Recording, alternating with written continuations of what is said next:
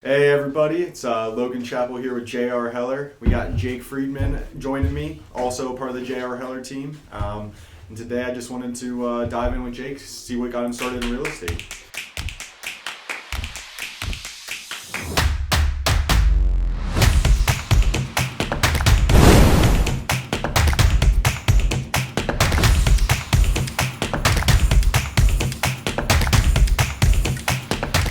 How we doing, guys? Happy to be here.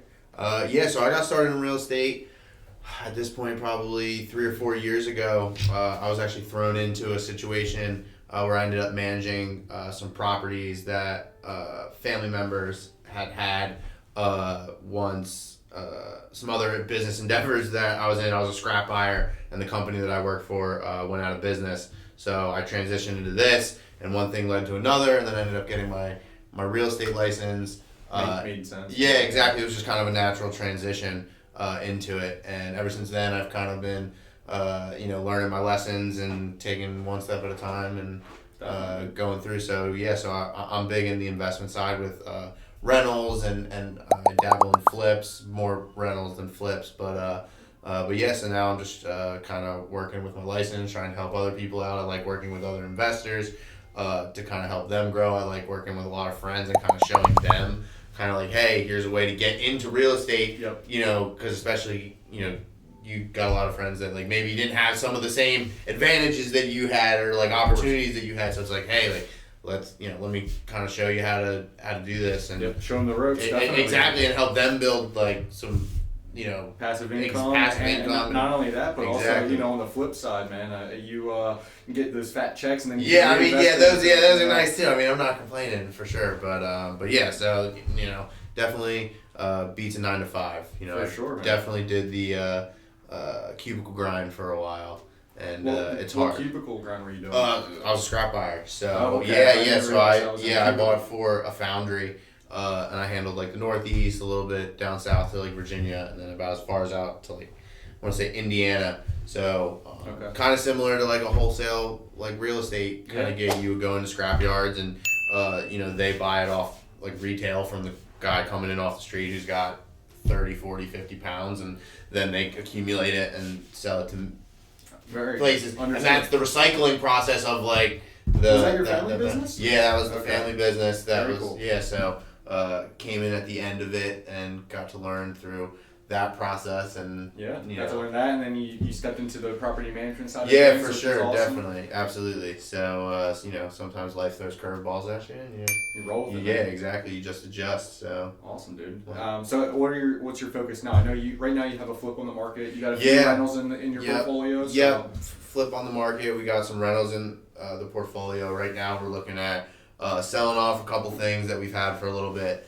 accumulating some cash. We have a couple bigger construction projects going on, renovations that we're doing, a couple duplexes. So nice. That's a big heavy focus on us right now. And I don't know about you, but my opinion with the market right now, it slowed down tremendously. Yep. And I think people are just kind of sitting on their hands and saving their cash and kind of just getting in order their own house, if you will. You know what I mean? Definitely. And their own portfolios. So, personally, I think definitely slowed down on the buying side for the retail buyer, right? Yep. The everyday buyer, the interest rate has skyrocketed in the last few months, so 100%. they got their buying power went down, or they got priced out of the market completely. Yeah, and that more so than just like I deal with a lot of I call it middle America, type income level where it's like that $200,000-$300,000. Even I would even push it up to maybe $400 at the higher end. Like those level of houses are always going to be in demand because 100%. that's just the general population and what they need. So, but even you talk to bigger earners who can afford bigger houses, they went from that 275 rate where it's like, well, I can get $1 million loan and it's affordable and I can live in this house. Now it's like, well, I can only get $600,000 or $700,000, and that drastically changed what I was looking for. And I'm content where I'm at, so I'm not going to move. Exactly, I'm not going to put myself in that situation. So, but that's just you can't do anything about the market. You can just adjust of course. to it. And so I think you're adjusting well, trying to liquidate right now, because once you get that cash on hand, I think there's going to be a lot more opportunities for not necessarily flips, because you have to be really conservative with your numbers, Right but now, rentals. I mean, you're going to be able to get deals because there's going to be property sitting on the market for, right now I think our average time on market is like 2 weeks at this point, and that's coming from 48 hours. It might even be up at this point in some areas. It might be closer to a month. Yeah.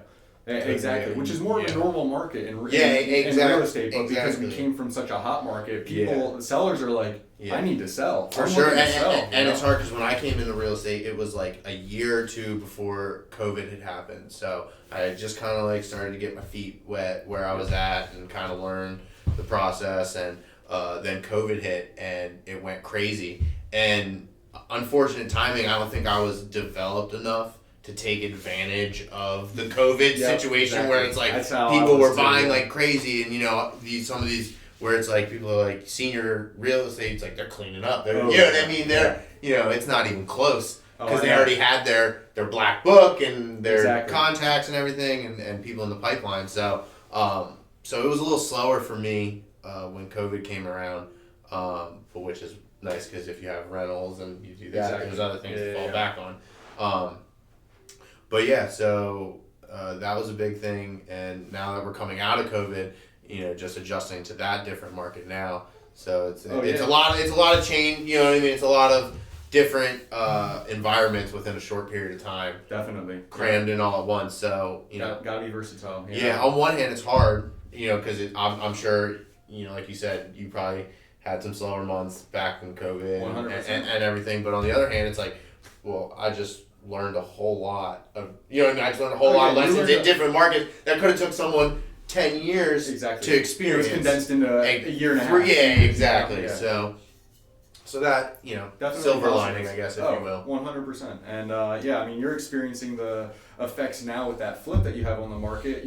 Trying to adjust. I need to have it at this certain number within a certain time frame, so that way it makes sense for me. Exactly. And now you know how to educate your consumers moving forward. Anybody looking to sell, this is what I'm experiencing. This is what I'm seeing in the market. We might be better off pricing us at this point rather than this point, because you want to move more efficiently rather than sit on the market for the 30 days that you're talking about. Exactly. And unfortunately, like a natural human instinct is like when chaos is going on, you kind of like bunker down. Yep. So, but everyone saw those big prices at COVID and how houses were selling with no inspections and 40, 50, 60,000 over asking was average. You know what I mean? Yep. Let alone the not average ones that were getting 100 over asking. So now that everything's kind of calmed down a little bit, people are like, oh, well, I'm going to sell my house because the real estate market's up. Well, yeah, it's still up. Yeah. 100%. Like, it's still up. Yep. But it's just not, that competitive drive isn't there. But that's the goal. That was the goal of raising interest rates. It's to slow it down. To slow down people. Exactly. So,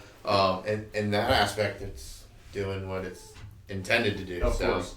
What's the highest priced over list price that home sold that you heard about?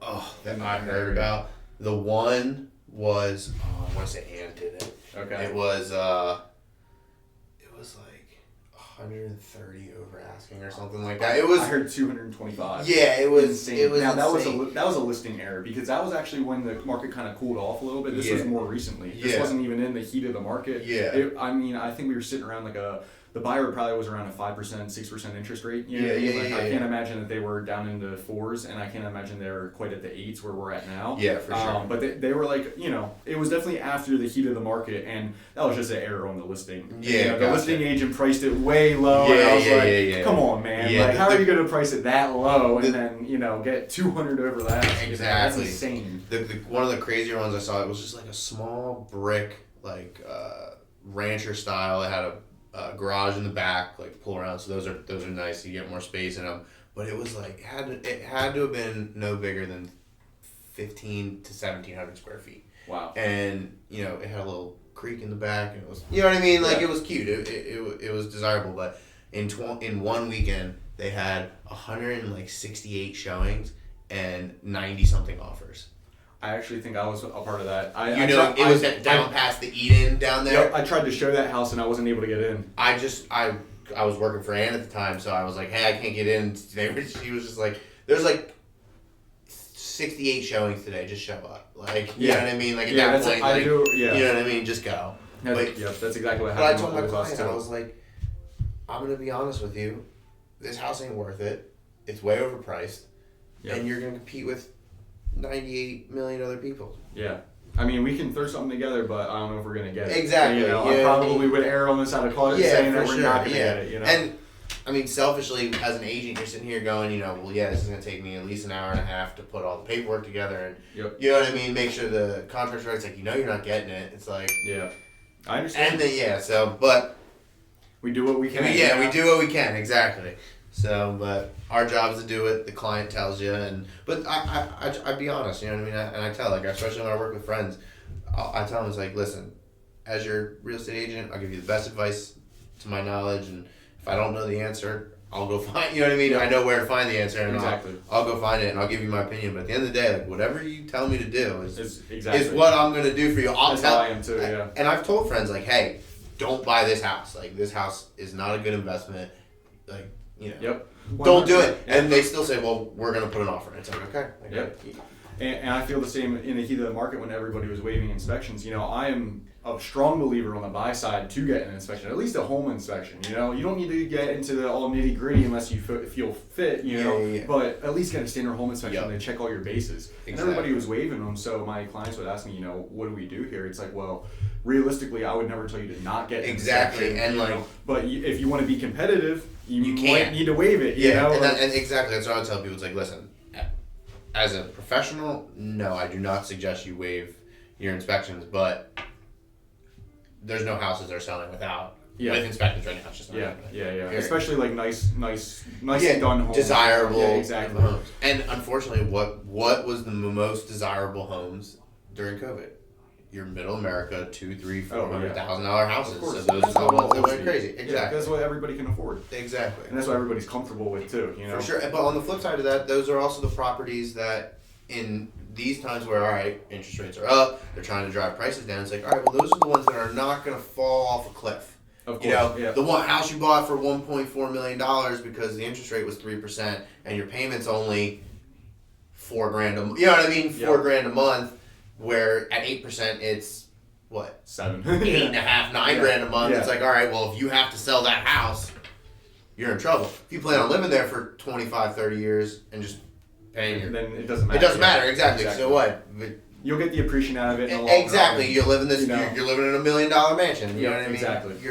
You'll get your money's worth, and then over 30 years, the market will come back. Yes, 100%. Not even come back. I mean, dude, you'll double your money probably in 30 years. Exactly. But you get fired, you get transferred, you got to move. That house is not only worth one, maybe if you're lucky. It's like, all right, well, now you're coming with, or you just lost however much money you had to put down. Yeah. So. Yeah, definitely, man. So. You're liquidating right now. Yes. You're focused on getting your portfolio up. Are you still in the market for flips right now with the uncertainty of the market? Or are you really focused on the rental side, do you think? I wouldn't say that I'm actively in the market for flips. It's kind of like the old saying. It's kind of like the old saying, like everything's for, it's not for sale, but everything's for sale. You know what I mean? Yep. So, if the right deal comes along, you'll scoop it up. Exactly. But like I said, I mean, we have 2.5 duplexes that we're redoing. Okay. 2 of them are like full tear down. Not tear down, but is that in Lancaster City? Is Columbia? It's in Columbia. Most of our stuff is centered around Columbia, which is coming along. I mean, I don't know how you live in Columbia, so you're there pretty often, but there's money being put there that people haven't seen before. You know what I mean? 100%, dude. You got there's been the discussion for years now about them, joining Hempfield, which would be huge too for Columbia's side. I don't know how that was going to end up working. It was East and West Hempfield, I believe. Yeah, that happened. I know they tried that like 20, 30 years ago or something. It's still being discussed. Yeah, that's my understanding.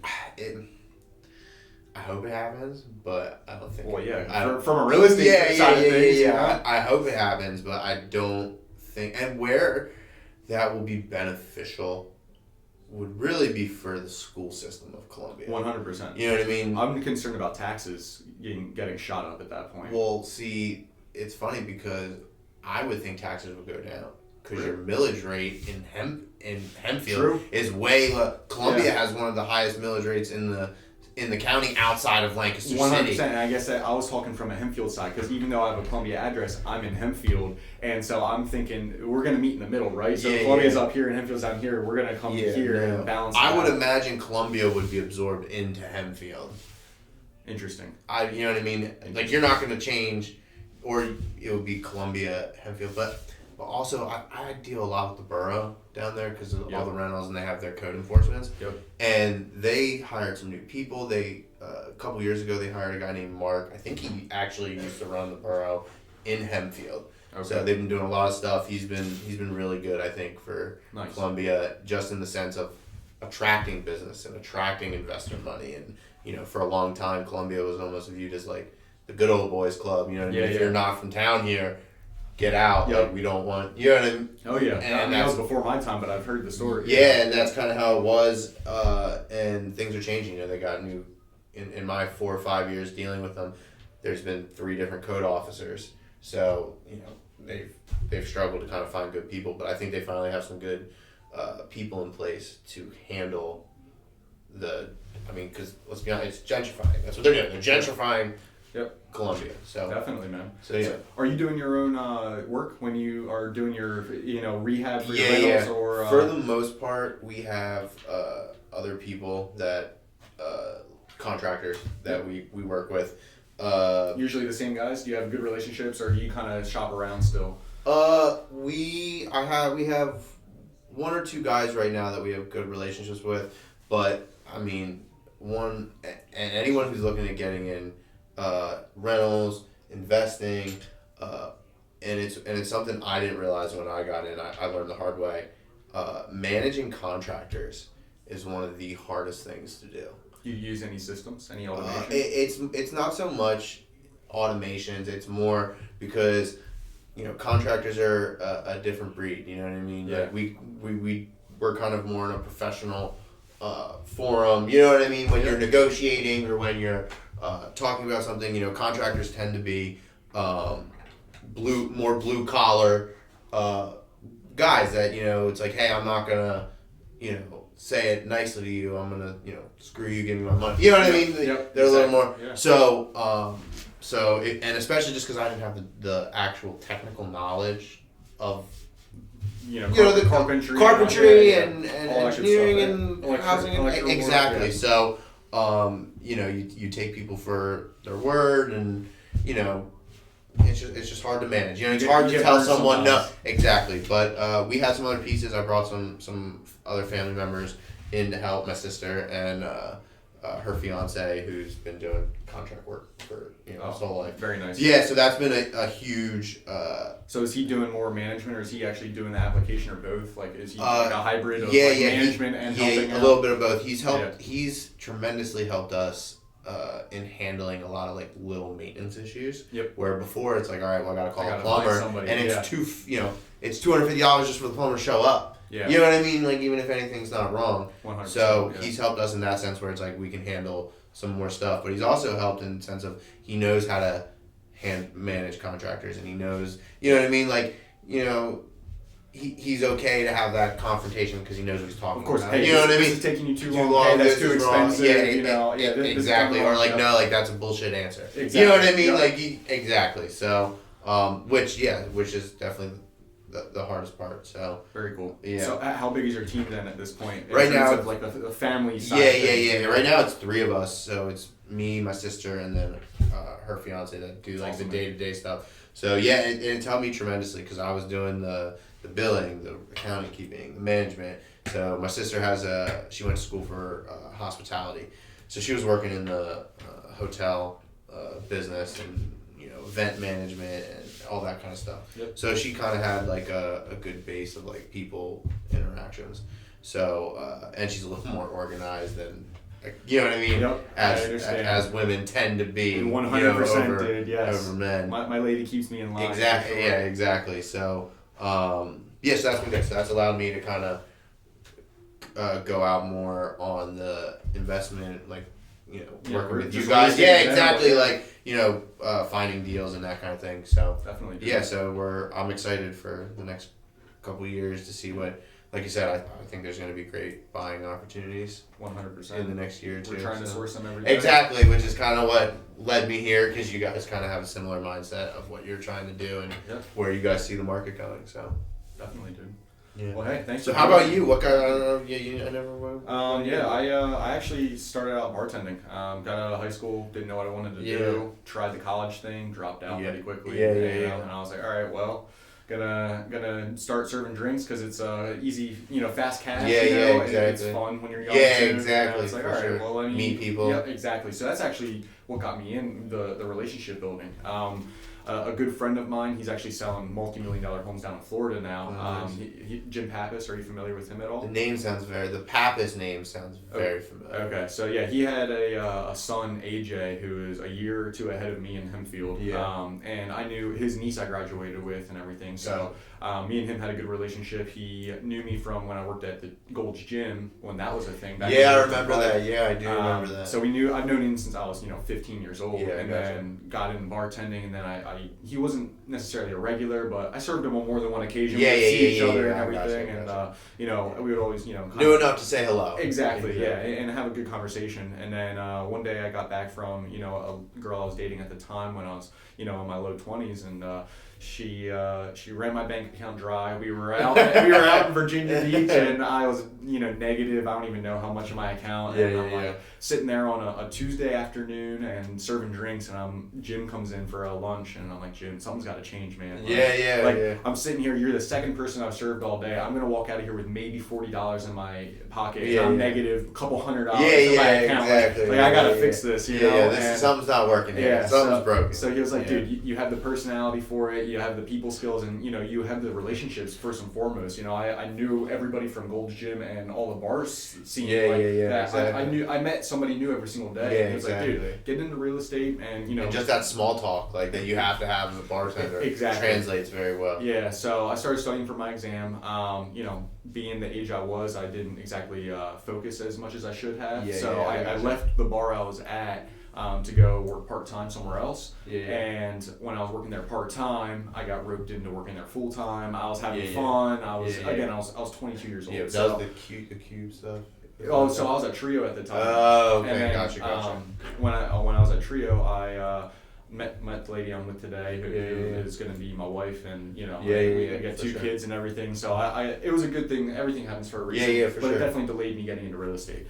Finally get my license while I'm there, and step away from that. Well, a couple weeks into that, about 6 weeks into that, I was still training at the brokerage I was at. I was living with Nick Durkle, you're familiar with, and we got into a logistics startup company.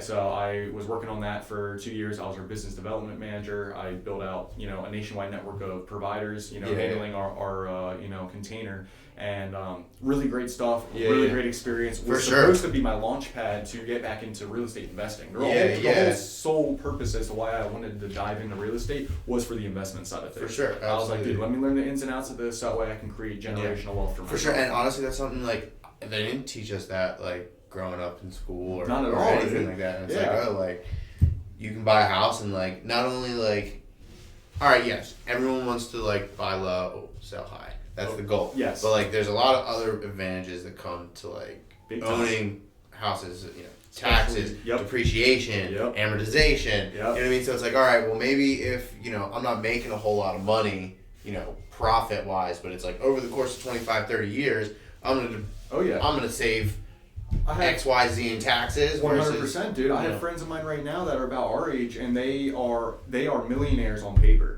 Now they don't have a whole lot of money to their name right now. Cash. They don't have a whole lot of money to their name right now, but they are millionaires on paper with all the equity they have. They have 16 rentals at this point. They're doing very well for themselves at a young age. And it's dude, by the time they're 35, 40, 45 years old, and they might sell some of those off, they're going to be doing very well. Or not only that, some people, it's all right, well, I don't want to work till I'm 65 years old. Or, that's a retirement. Honestly, that's a retirement. What is it now, 69? I think they changed 70, it. I think it's 67 to collect half Social Security and 69 to collect full Social Security. And to be honest, I don't plan on.